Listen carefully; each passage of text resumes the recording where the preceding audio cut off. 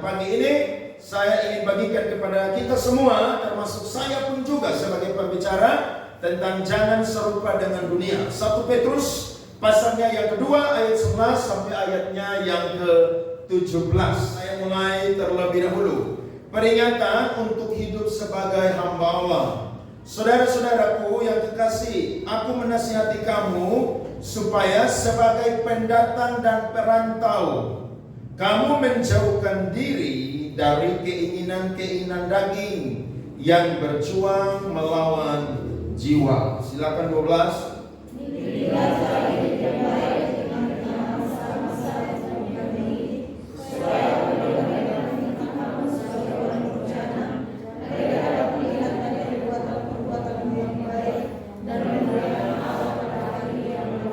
Amin.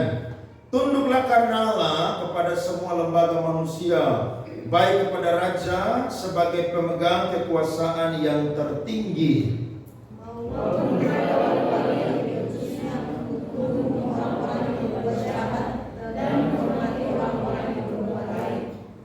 sebab inilah kehendak Allah, yaitu supaya dengan berbuat baik kamu membungkamkan kepicikan orang-orang yang bodoh.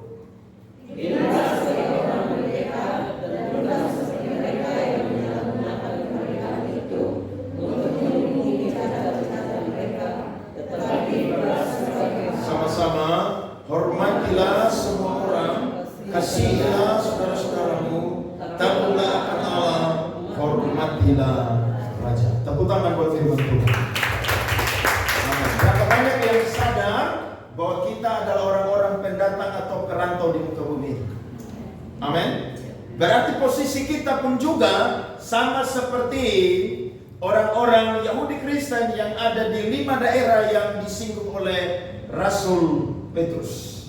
Sebelum kematian Rasul Petrus, dia mengirimkan satu surat kepada orang-orang yang ada di daerah-daerah penjajahan Romawi dan berkebudayaan Yunani pada waktu itu. Surat dari Rasul Petrus ini, saudara-saudara jemaat yang dikasihi, adalah surat yang berisikan pengharapan dan penghiburan kepada orang-orang Yahudi yang sudah jadi Kristen, yang tersebar di daerah luar Israel atau Yerusalem. Mereka disebut orang-orang Yahudi yang mengalami penyebaran atau diaspora. Nah, sejarah mencatat kurang lebih orang-orang Yahudi itu mengalami diaspora atau penyebaran yakni abad ke-6 sebelum Masehi. Pada waktu mereka itu dibuang ke Babel selama 70 tahun. Maka mereka itu tersebar di semua daerah-daerah yang dikuasai oleh kerajaan Babel pada waktu itu.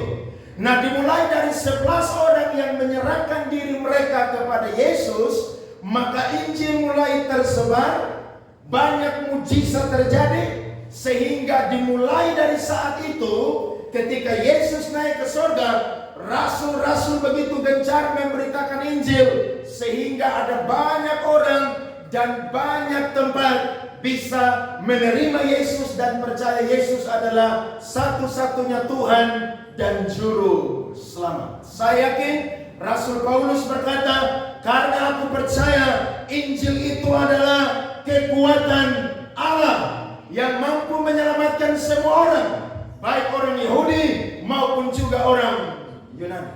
Amin. Di mana ada Injil, pasti di situ Roh Allah akan bekerja dan akan mengadakan mujizat bagi orang-orang yang belum percaya kepada Kristus.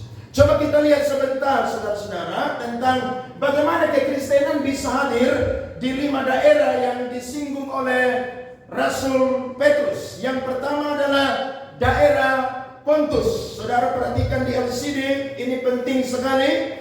Karena ini merupakan latar belakang bagaimana jemaat di sana bisa ada, bahkan juga gereja di sana bisa ada. Kisah Rasul pasalnya yang kedua ayat yang ke-9 berkata, kita orang Partia, orang Media, Elam, penduduk Mesopotamia, Yudea, dan apa saudara, Kapadokia, Pontus, dan Asia. Mereka orang-orang Yahudi ketika hari raya Pentakosta mereka semua ada di Yerusalem pada waktu itu. Dan ketika mereka ada di sana, mereka melihat bagaimana api Pentakosta itu, saudara, dicurahkan kepada rasul-rasul.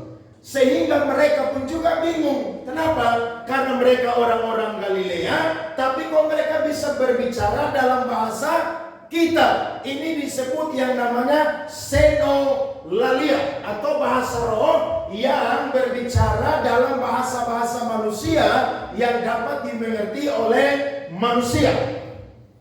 Nah, ketika mereka lihat bahwa rasul-rasul ini dipenuhi dengan Roh Kudus, mereka mengejek bahwa mereka itu sedang mabuk anggur. Petrus bilang, tidak, ini baru jam 9 pagi, mereka tidak mabuk anggur. Maka Petrus langsung berkhotbah, dan khotbah Petrus, saudara, sungguh-sungguh membuat mereka dijamah Tuhan. Dan Alkitab berkata mereka menyerahkan diri, mereka percaya. Dan pada hari itu juga ada berapa orang yang dibaptis? 3.000 orang yang dibaptis. Amin. Berarti jemaat Pontus adalah jemaat yang bertobat karena hasil khotbah dari Rasul Petrus. Amin. Jemaat yang kedua yakni jemaat Galatia. Kisah Rasul 14 ayat 21. Paulus dan Barnabas memberitakan Injil di kota itu dan memperoleh banyak murid. Lalu kembalilah mereka ke Listra, Ikonium, dan Antiokhia. Saudara-saudara, Petrus tidak pernah melayani di daerah ini, tapi dia pernah, saudara, mengatur jemaat yang ada di Makedonia, di Galatia. Bagaimana mereka berdebat tentang orang-orang yang jadi Kristen, mereka itu harus disunat, mereka itu tidak boleh melepaskan hukum Taurat. Nah, Petrus sebagai salah satu soko guru, dia ada di daerah itu untuk menjelaskan tidak perlu lagi sunat, tapi kalian harus menjauhkan diri dari percabulan, dari makanan-makanan dipersembahkan kepada berhala, dan lain sebagainya. Jadi, jemaat yang ada di Galatia tidak murni Rasul Petrus melayani mereka. Tapi Alkitab mencatat ada siapa tadi, saudara? Paulus dan Barnabas yang melayani di sana, sehingga ada banyak orang di daerah ini yang percaya kepada Tuhan Yesus Kristus. Berarti jemaat Galatia adalah jemaat dari hasil misinya Rasul Paulus. Yang ketiga, Kapadokia. Ini terkenal sampai hari ini. Betul atau tidak? Ada film layangan putus yang mengangkat tentang Kapadokia. Kenapa kamu bawa dia ke Kapadokia? It's my dream. Betul? Nah, Kapadokia, saudara, kita lihat di Kisah Rasul pasal 2 ayat 9. Sama juga seperti orang-orang yang ada di Pentakosta pada waktu itu. Kita orang Partia, Media, Elam, penduduk Mesopotamia, Yudea, dan Kapadokia, Pontus, dan Asia. Jemaat ini bisa lahir karena, sekali lagi, khotbah dari Rasul Petrus. Yang keempat, Asia Kecil, atau biasa disebut dengan Asia Minor. Provinsi Efesus, saudara, itu ibu kotanya, atau Efesus menjadi ibu kota dari Asia Kecil atau Asia Minor. Nah, firman Tuhan mencatat 2 Korintus 1 ayat yang ke-8, sebab kami mau, saudara-saudara, supaya kamu tahu akan penderitaan yang kami alami di Asia Kecil. Beban yang ditanggungkan atas kami adalah begitu besar dan begitu berat, sehingga kami telah putus asa juga akan hidup kami. Jadi kesimpulannya, jemaat-jemaat yang ada di Asia Minor atau Asia Kecil, mereka adalah hasil misi daripada Rasul Paulus. Dan yang kelima, yakni jemaat Bitinia. Kisah Rasul 16 ayat yang ke-7. Dan setibanya di Misia, mereka mencoba masuk ke daerah Bitinia. Perhatikan, tetapi Roh Yesus tidak mengizinkan mereka. Berarti kesimpulannya, orang Kristen yang ada di daerah ini bukan hasil misi dari Petrus, bukan hasil misi dari Rasul Paulus. Tapi saudara lihat, ada orang-orang yang tidak dicatat namanya di Alkitab, tapi mereka punya jasa menyebarkan Injil di daerah ini. Amin. Berarti Tuhan bisa pakai siapa saja. Tidak pendeta, penginjil, jemaat sekalipun Tuhan bisa pakai sehingga bisa bawa banyak orang percaya kepada Yesus. Bahkan gereja bisa lahir di daerah ini. Ini menjadi beban kita. Amin. Saya sudah pengumuman tahun ini saudara minimal bawa berapa jiwa? 1 jiwa. Ajak orang yang belum ke gereja, belum berjemaat di satu gereja, atau orang pendatang atau siapapun yang belum lahir baru, saudara targetkan tahun ini saudara harus bawa dia datang kepada Tuhan. Saudara tidak pandai menginjil, tidak apa-apa. Sebelum menginjil dia, berdoa. Bila perlu berpuasa untuk dia, supaya ketika saudara berbicara dengan sederhana sekalipun, Tuhan jamah hati dia sehingga dia bisa datang percaya kepada Tuhan Yesus. Ada amin? Coba kita lihat saudara, kurang lebih ada 3 hal peringatan yang harus diperhatikan oleh orang-orang Kristen yang ada di 5 daerah ini. Bagaimana status mereka sebagai pendatang atau perantau, agar mereka tuh tidak hidup serupa dengan keadaan, situasi, tempat di mana mereka ada pada waktu itu. Kita lihat sebentar. Yang pertama adalah mereka harus menjauhkan diri dari keinginan-keinginan daging yang berjuang melawan jiwa dan miliki cara hidup yang baik. Kenapa Rasul Petrus menginginkan supaya orang-orang Yahudi yang sudah jadi Kristen di daerah perantauan atau daerah pendatang, mereka harus menjauhkan diri dari keinginan-keinginan daging yang berjuang melawan apa? Jiwa. Ingat, keinginan daging saudara itu berjuang melawan jiwa. Sebab ketika kita mati, yang dihukum saudara bukan tubuh kita, yang dihukum adalah jiwa kita. Jadi keinginan daging saudara sebenarnya bukan berjuang yang pertama itu untuk tubuh kita, tidak. Tapi dia berjuang saudara melawan jiwa kita. Makanya kalau ada orang saudara tubuhnya sehat, bagus, tapi kalau dia punya jiwa tidak sehat, tidak bagus saudara, wah itu dikuasai oleh yang namanya daging. Nah, Petrus mau mereka itu tidak boleh hidup serupa dengan orang-orang yang ada di mana mereka ada. Mereka tuh orang-orang yang belum bertobat.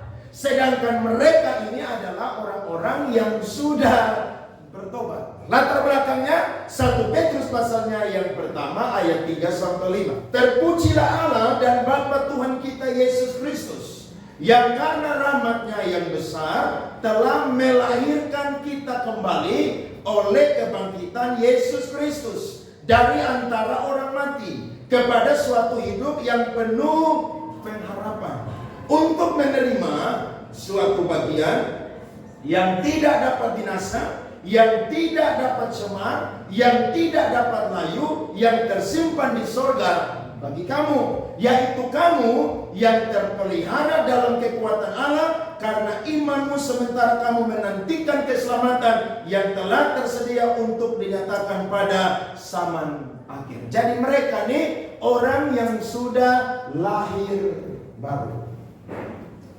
Berarti orang yang lahir baru hidupnya harus berbeda dengan orang yang belum lahir baru. Amin. Kalau ada orang yang suka mabuk, saudara tidak boleh mabuk. Kenapa? Karena sudah lahir baru. Kalau ada orang yang suka merokok, saudara tidak boleh merokok. Kenapa? Karena sudah lahir baru. Saudara punya kehidupan, kita semua ini harus tampil beda. Ingat, dunia ini adalah tempat di mana kita itu sebagai pendatang atau perantau. Karena kewarganegaraan kita bukanlah dunia ini. Kewarganegaraan kita Indonesia itu hanya sementara. Berapa tahun? 70 tahun. Kalau kuat 80 tahun. Kalau kuat lagi berapa? 90, 100. Saya yakin tidak ada orang yang mau hidup sampai 1000 tahun. Sebab ingat, kita terbuat dari debu tanah, maka semakin tua kita itu akan semakin lemah. Tapi ingat, ketika kita meninggal, tempat kita yang sesungguhnya ada di mana, saudara? Sorga. Berarti gaya hidup kita pandangannya bukan ke dunia, tapi kemana? Surga. Jadi kalau ada pesta, ada yang ajak saudara untuk dansa, saudara bilang, jangan marah, saya sudah lahir baru. Jangan saudara singgah di gereja lompat-lompat, di pesta juga dansa nomor 1. Makanya ada yang bilang, loh kok di gereja dia pelayanan, ada jabatan, kok bisa begitu? Nah, dengan saudara pun kelakuan, kita semua tidak akan jadi apa? Berkat. Justru jadi apa? Batu sandungan. Kalau orang aja bilang, dulu beta begitu, tapi sekarang susonde lagi. Lebih baik beta lompat-lompat memuji Tuhan di gereja yang jelas nyanyian atau pujiannya. Kalian di sini lagu tidak jelas. Loh iya, itu lagu dunia kan lagu tidak jelas semua. Lagu yang orang dengar bikin tambah orang apa? Susah, orang stres, orang depresi. Tapi kalau nyanyi lagu rohani, semua orang akan apa? Sukacita, akan dikuatkan. Betul tak? Seperti puji-pujian yang tadi kita nyanyikan, itu jelas. Lo ada banyak orang mau ikut dunia, jangan pernah lagi. Ingat, ketika kita sudah lahir baru, kehidupan kita yang lama itu sudah dikuburkan. Mungkin orang bilang, kamu tuh sok suci, kamu mau naik ke surga hidup-hidup. Lo memang kita itu harus hidup benar.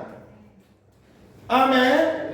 Ingat, Amsal 15 ayat 3 berkata, mata Tuhan ada di segala tempat, mengawasi orang baik dan orang jahat. Jadi kalau saudara ikut pesta, saya tidak ada di sana, tapi ada Tuhan punya mata yang lihat saudara-saudara. Amin. Saudara berpakaian penampilan, saudara harus jadi berkat.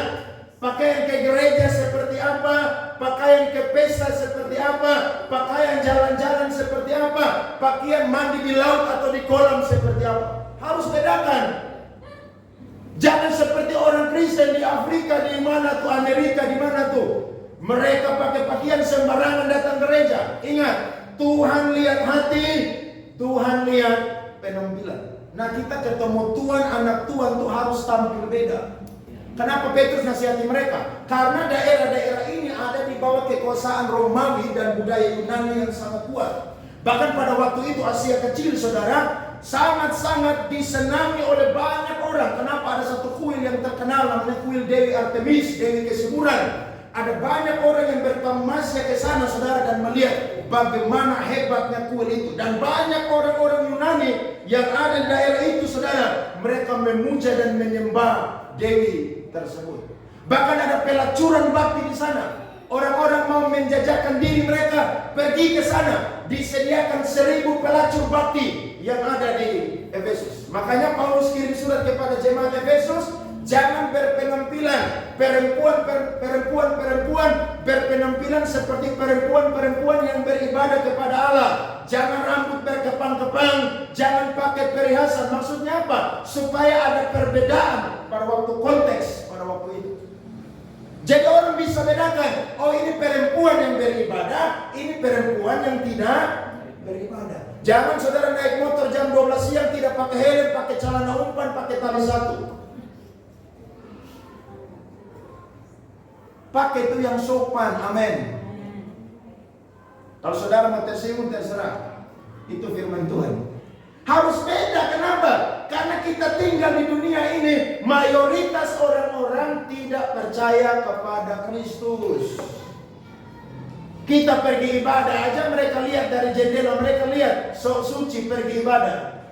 Saudara datang ibadah aja, orang udah sentimen, saudara-saudara. Orang udah fitnah, saudara. Lihat firman Tuhan ayat 11 dan ayat 12 tadi. Milikilah cara hidup yang baik di tengah-tengah bangsa-bangsa bukan Yahudi, supaya apabila mereka memfitnah kamu sebagai orang durjana, mereka dapat melihatnya dari apa? Perbuatan-perbuatanmu yang baik dan memuliakan Allah pada hari Ia apa? Melawat mereka. Jadi iman harus disertai dengan perbuatan. Amin. Dunia ini tambah canggih, dan tambah canggihnya dunia tambah gila. Sekarang pakaian yang paling mahal bukan pakaian yang utuh. Pakaian yang paling mahal adalah pakaian yang sepotong-sepotong. Itu paling mahal. Dan banyak orang ikut tren. Lebih banyak ikut tren laki-laki atau perempuan? Perempuan. Laki-laki mau pakai apa aja biasa aja udah. Apalagi kalau perut udah buncit, udah gak bagus lagi udah. Tapi kalau perempuan itu saudara, memang makhluk ciptaan Tuhan yang paling indah. Serius. Makanya perempuan tuh kalau pakai sesuatu saudara harus dilihat kenapa, cocok atau tidak. Tapi ingat saudara-saudara, jadi orang Kristen yang harus lahir baru. Dan kita ini sudah lahir baru. Jangan serupa lagi dengan dunia ini. Ada amin? Miliki cara hidup yang berkenan kepada Allah. Supaya kalau ada orang-orang yang fitnah, mereka lihat bahwa mereka tuh orang Kristen yang sejati. Mereka tuh betul beribadah. Kelakuan mereka itu benar-benar mempermuliakan nama Tuhan. Amin. Coba kita lihat firman Tuhan, Roma pasal 8 ayat 6 sampai 8. Firman Tuhan berbunyi, karena keinginan daging adalah maut, tetapi keinginan roh adalah hidup dan damai sejahtera. Sebab keinginan daging adalah perseteruan terhadap Allah, karena ia tidak takluk kepada hukum Allah. Hal ini memang tidak mungkin baginya. Mereka yang hidup dalam daging tidak mungkin berkenan kepada Allah. Jadi keinginan daging dan keinginan roh ini tiap hari berkelahi. Betul ya? Kita mau doa, keinginan daging bilang tidur aja terus. Yesus bilang roh penurun, daging lemah. Mau datang gereja pas hujan, daging bilang tidur aja. Pasti Pak Gembala tahu hujan, jadi banyak tidak datang gereja. Hati-hati, jangan sampai pas hujan besar banyak orang tidak datang gereja, justru Tuhan Yesus datang di hari itu. Weh, bahaya itu bahaya itu. Hati-hati, amin. Saya sudah khotbah firman Tuhan minggu lalu. Orang mau ibadah pun juga perlu apa? Usaha. Jadi saya dan saudara kalau yang masih punya motor, siapkan jas hujan. Sudah tahu kalau hujan berarti datang gereja pakai jas hujan. Yang naik angkutan umum datang 1,5 jam sebelum gereja mulai. Kenapa? Mungkin angkutan umum susah. Kalau yang ada mobil tidak apa-apa. Kenapa? Ada perlindungan. Harus bijak, manajemen diri harus benar. Kenapa? Supaya saya dan saudara itu ditemukan Tuhan, berkenan kepada Tuhan. Amin. Kalau di lingkungan saudara-saudara pesta pora, saudara jangan ikuti. Buat pesta boleh, tapi jangan tambah pora di belakang. Amin. Ibadah habis, duduk-duduk sedikit, cerita-cerita, jam 12 malam, kasih mati musik, tidur. Jangan ada yang bilang sudah sampai pagi aja. Lu mau sampai pagi, doa semalam suntuk di gereja. Beta aja dulu. Kita akan doa semalam suntuk sampai pagi di gereja. Lo daripada barang yang gila di sana, lebih kita doa semalam suntuk sampai jam 6 pagi. Bisa atau tidak? Bisa. Kalau anak yang lahir baru, anak Tuhan saya yakin bisa. Tapi model ke daging nongsan bisa, tidur aja. Kalau dansa bisa sampai pagi. Tapi kalau untuk ibadah di gereja tidak bisa. Kenapa? Karena belum lahir baru. Amin. Gevaria bilang bisa. Mari kita lihat daftar orang-orang yang hidup dalam kedagingan. Galatia 5 ayat 19 sampai 21. Perbuatan daging telah nyata, yaitu percabulan. Ini hidup dalam kedagingan. Dan percabulan sekarang, saudara, bukan hanya selingkuh, bukan hanya anak-anak muda yang pacaran bebas, tapi percabulan sekarang juga, saudara, tambah jahat, yakni LGBT atau kaum-kaum homoseksual.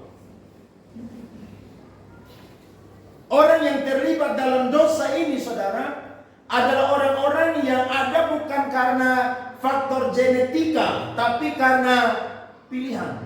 Coba Bapak Aris tampilkan Imamat 18 ayat 22. Kalau tidak salah, Imamat 18 ayat 22. Saudara dan saya lihat firman Tuhan. Ya, janganlah engkau tidur dengan laki-laki secara orang bersetubuh dengan perempuan, karena itu suatu kekejian. Kalau itu dari Tuhan, kenapa Tuhan tulis ini firman, larang orang Israel? Berarti orang terlibat dalam dunia itu bukan karena memang datangnya atau lahirnya sudah seperti begitu, tapi karena pergaulan yang membuat dia memilih jadi seperti begitu. Amin.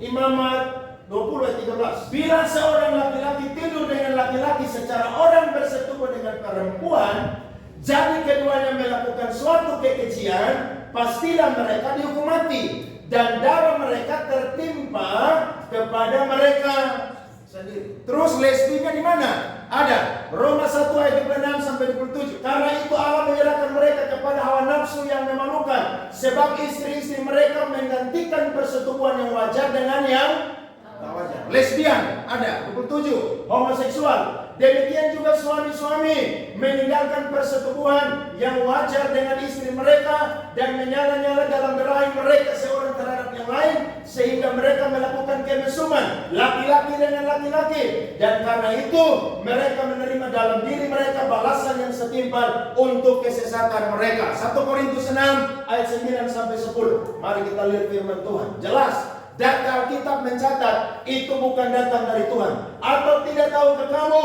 bahwa orang-orang yang tidak adil tidak akan mendapat bagian dalam kerajaan Allah? Janganlah sesat. Orang cabul, penyembah berhala, orang berzina, banci, orang pemuri. Terus ayat 10. Pencuri, orang kikir, pemabuk, pemfitnah, dan penipu tidak akan mendapat bagian dalam kerajaan Allah. Jelas saudara-saudara? Jadi kalau ada yang bilang tidak, dari lahir saya sudah begitu, tidak. Itu karena lupa mau aja. Dan biasanya orang-orang begitu karena ada faktor trauma masa kecil, pernah dijahatin, pernah dikecewakan, sehingga mereka terlibat dalam dosa-dosa itu. Nah, orang yang ada dalam dosa itu adalah orang yang sedang ada dalam kedagingan. Amin. Yang kedua adalah apa, saudara-saudara? Kecemaran, hidup sembarangan, tidak kudus, hawa nafsu, penyembahan berhala, apalagi sihir, tukang semanggi, perseteruan, tukang ribut, berkelahi. Ingat, anak Tuhan tidak boleh ribut, tidak boleh berkelahi sembarangan. Jangan sembarangan, apalagi keluarga saudara-saudara seiman. Jangan pernah. Saudara belajar dari Abraham dengan Lot, itu bagus tuh. Ketika mereka mau ribut, Abraham bilang begini, Lot, kita ini kan bersaudara. Kamu ini kan anak dari saudara saya. Saya ini adalah bapak kamu. Udah gak usah ribut. Sekarang begini aja, kamu ke kanan, saya ke kiri. Atau kalau kamu ke kiri, saya kemana? Kanan. Akhirnya apa? Mereka berpisah. Jangan ribut-ributan, amin. Apalagi ribut gara-gara harta, kekayaan, warisan. Aduh, jangan deh. Saudara mati tidak akan pernah bawa itu. Ingat, rumah kita itu 2 kali 3. Amin. Jadi biar orang kaya pun tetap mati, rumahnya 2 kali 3. Itu standar. Kalau beratnya besar bisa 3 kali 4. Tergantung dia punya besar dan baby yang masuk. Tapi ingat, selama hidup jangan berseteru. Makanya Amsal bilang begini, terhormatlah orang ketika dia menjauhi perbantahan atau perkelahian. Tapi orang bodoh membiarkan amarahnya meledak-ledak. Amin. Kalau ada yang ajak ribut, tanya, kenapa lu mau ribut apa? Mari dulu. Sini. Kenapa? Panggil. Amin. Jangan saya bilang, lu apa juga, ha? Maksudnya, jangan. Tidak boleh, saudara, tidak boleh. Itu daging, saudara, jangan. Amin. Kita dulu bicara baik-baik. Karena Amsal bilang, orang yang perkasa itu bukan orang yang punya kekuatan, tapi orang yang berakal budi dan bijaksana. Duduk bicara baik-baik. Kemudian firman Tuhan berkata, perselisihan, blok-blokan, iri hati, apalagi amarah, apalagi kepentingan diri sendiri, apalagi percideraan, apalagi roh pemecah, kedengkian, kemabukan, pesta pora, dan apa sebagainya. Berarti kalau sampai Paulus catat begitu banyak, tidak muat surat Galatia. Berarti saya dan saudara tambah sendiri. Amin. Pandai, rokok tidak ada. Iya, rokok cuma ada di pom bensin. Dilarang merokok. Dan tidak ada di dalam pesawat. Kalau mau merokok berarti kemana? Keluar. Lo iya toh? Di pom bensin tidak bisa masuk, di pesawat masuk tapi tidak boleh merokok. Kalau mau merokok berarti kemana? Keluar. Langsung ketemu Tuhan. Diadili. Kenapa? Tidak boleh merokok. Jadi ada yang bilang, pandai rokok tidak catat di Alkitab. Bilang aja, Paulus bilang dan sebagainya. Lu tambah sendiri. Saya selalu punya prinsip, yang ada aja tidak laku, apalagi kalau tambah, berat. Yang sudah ada kita tidak bisa, apalagi kalau tambah, kita semua berat, saudara. Amin. Berarti saya dan saudara tidak boleh hidup seperti orang-orang yang ada di daerah Asia Kecil, Asia Minor dan sekitarnya. Mereka itu belum lahir baru. Sedangkan orang-orang Kristen Yahudi, mereka sudah lahir baru. Mereka harus punya gaya hidup yang berbeda dengan orang-orang yang belum lahir baru. Ada amin? Ingat, Tuhan semua datang. Kapan Tuhan datang? Tidak ada yang tahu. Itu sebabnya jaga hidup baik-baik. Orang fitnah kita bilang tidak apa-apa. Nanti kita lihat aja. Saya ada di surga atau kamu yang ada di neraka. Jaga ini kehidupan. Amin. Saudara yang kerja, jaga hidup baik-baik. Jangan korupsi di kantor. Jangan mencuri di kantor. Kerja dengan baik-baik. Saya yakin berkat Tuhan akan tersedia untuk saya dan saudara. Harus tampil beda. Yang kedua adalah saudara-saudara, ayat 13. Tunduklah karena Allah kepada pemerintah yang tidak bertentangan dengan firman Allah. Nah, pemerintah saya dan saudara ini harus tunduk. Sebab apa? Tidak ada pemerintah yang tidak datang, tidak lahir dari Allah. Sekalipun pemerintah itu kejam bengis. Mari kita lihat Roma pasal 13 ayat 1 sampai 4. Tiap-tiap orang harus takluk kepada pemerintah yang di atasnya. Sebab tidak ada pemerintah yang tidak berasal dari Allah. Dan pemerintah-pemerintah yang ada ditetapkan oleh Allah. Berarti presiden, wakil presiden ditetapkan oleh Allah. Ada amin? Gubernur ditetapkan oleh Allah. Wali kota ditetapkan oleh Allah. Bupati ditetapkan oleh Allah. Termasuk RT pun juga ditetapkan oleh Allah. Betul atau tidak? Berarti saya dan saudara harus menghormati mereka. Karena mereka adalah wakil-wakil Allah yang menjalankan keadilan di muka bumi ini. Lihat ayat 2. Sebab itu barang siapa melawan pemerintah, ia melawan ketetapan Allah. Dan siapa yang melakukannya akan mendatangkan hukuman atas dirinya. COVID-19 kemarin ada banyak orang yang anti untuk apa? Vaksin. Katanya ketika vaksin itu dimasukkan dalam tubuh kita, maka nanti tanda enam-enam akan muncul di dahi atau kening kita. Ajaran dari mana? Itu ajaran sesat. Sebab pemerintah pun juga tidak semua tuh orang fasik. Ada amin. Semua tuh ada orang-orang benar juga pasti di situ. Mereka memperjuangkan ini negeri supaya rakyat tuh baik. Nah, saya dan saudara, kalau ada hal-hal yang tidak bertentangan dengan Alkitab, maka harus apa? Ikuti aturan lalu lintas. Naik motor harus pakai helm. Helm apa? SNI. Karena saya dan saudara punya kepala bukan terbuat dari karet. Kalau karet dilempar dia apa? Pantul kembali. Saudara punya kepala dilempar jadi apa? Pemerintah udah kasih aturan. Amin. Harus ikuti aturan. Lari motor 60 km per jam, jangan 150 km per jam. Karena itu cuma ada di arena MotoGP, road race, motocross dan lain sebagainya. Jangan bawa di umum begini. Amin. Itu aturan lalu lintas. Saudara bikin SIM, tes uji coba SIM atau tidak, atau tembak, main tembak sudah bapak urus saya dah. Nanti saya tahu aja. Oh, itu yang bahaya itu. Ikut tes. Supaya saudara tahu pola begini kecepatannya berapa. Memang kita semua ini pasti lalai sebagai manusia itu pasti bisa error, tapi kan tidak error terus. Aturan-aturan pemerintah yang dikeluarkan harus kita ikuti. Tapi kalau pemerintah bilang tidak boleh gereja, harus lawan. Kalau kita negara ketuhanan yang Maha Esa dan Pancasila, Undang-Undang Dasar, apalagi firman Tuhan, kita harus lawan. Tapi kalau ada aturan yang baik harus ikuti. Amin. Lihat ayatnya yang ketiga. Sebab jika seorang berbuat baik, ia tidak usah takut kepada pemerintah. Hanya jika ia berbuat jahat. Maukah kamu hidup tanpa takut terhadap pemerintah? Perbuatlah apa yang baik dan kamu akan beroleh pujian dari padanya. Saudara ditilang pakai helm, SIM lengkap, BPKB semua ada, STNK. Polisi bilang mantap. Jalan Pak. Pak bilang, Tuhan berkati Pak. Wih bilang orang Kristen, puji Tuhan. Jadi berkat toh?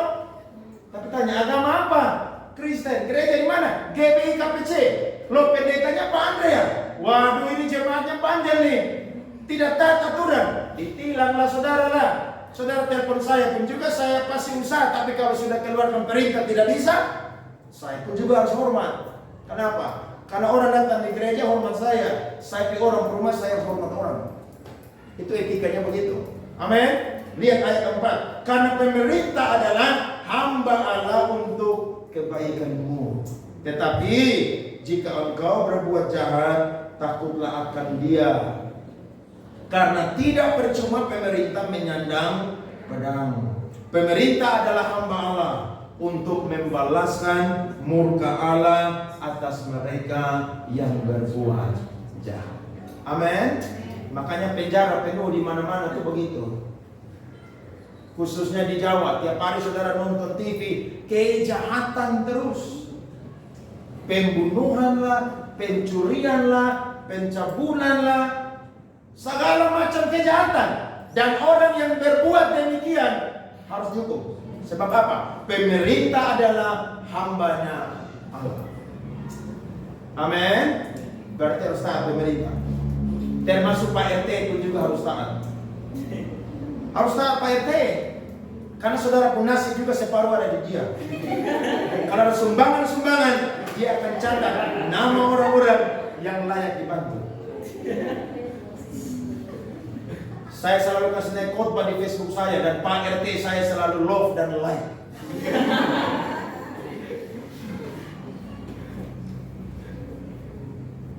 Harus hormat, ada amin. Supaya oh ini orang ibadah kepada Tuhan. Mereka ini Kristen sejati. Jangan melawan, jangan keras kepala. Kalau itu perintah baik, tapi kalau baik ikuti karena itu datang dari Tuhan. Coba lihat ayat terakhir.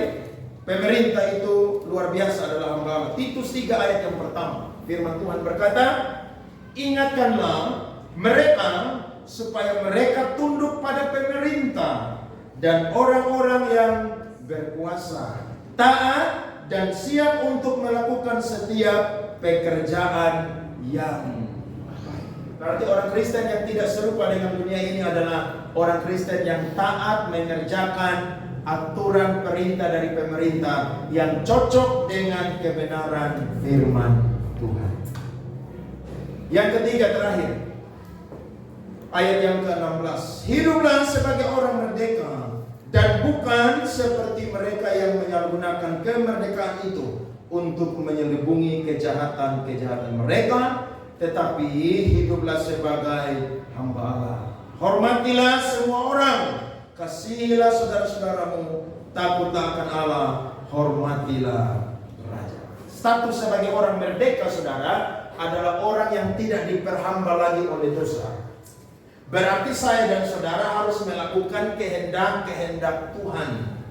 Nah, orang merdeka, saudara, bukan selalu liar.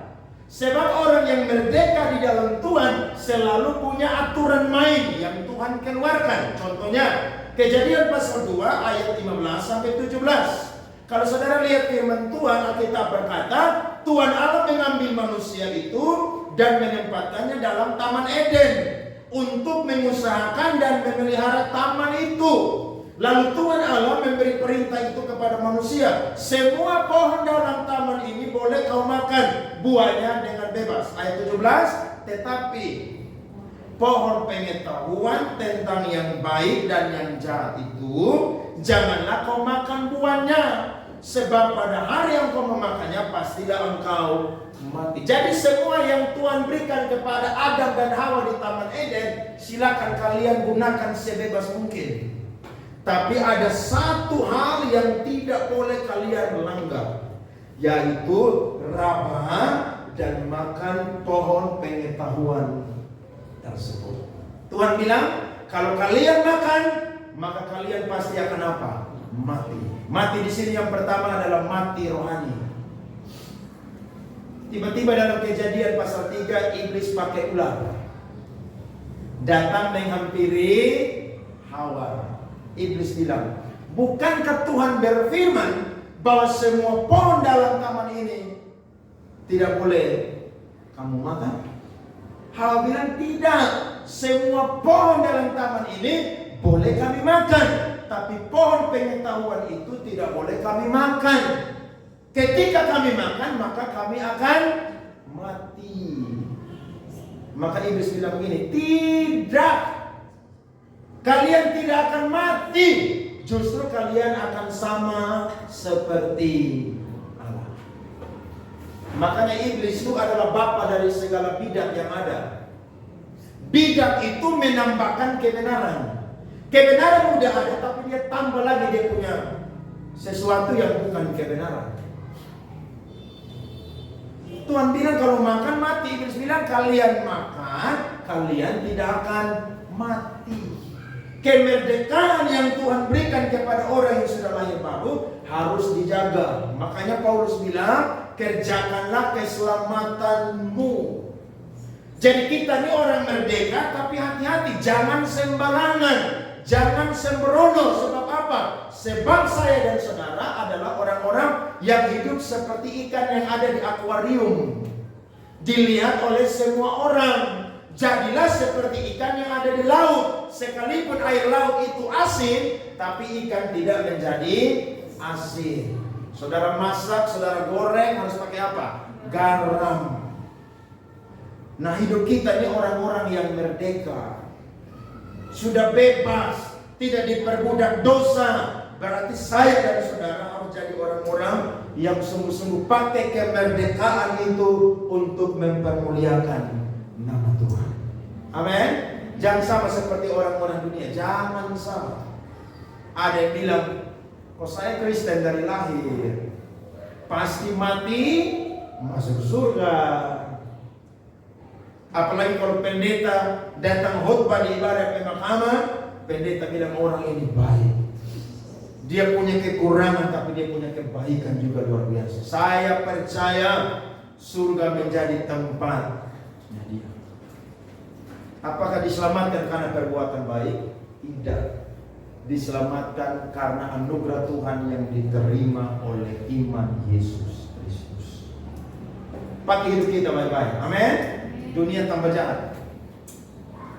Rasul Paulus bilang, janganlah engkau menjadi serupa dengan dunia ini, tetapi berubahlah oleh pembaharuan budi, supaya engkau dapat bisa membedakan mana yang baik, mana yang menyenangkan Allah, dan mempermuliakan nama Tuhan. Saya percaya firman Tuhan pagi hari ini menguatkan kita, supaya kita ada di dunia ini negeri pendatang atau perantauan. Kita harus sungguh-sungguh jaga kehidupan kita, pakai hidup sebaik mungkin. Ada orang yang ajak jahat, usah ikut. Di mana saya dan saudara ada, tampil sebaik mungkin, supaya hidup kita jadi berkat bagi banyak orang. Amin. Tuhan memberkati kita semua pada pagi hari ini. Amin buat kebenaran firman.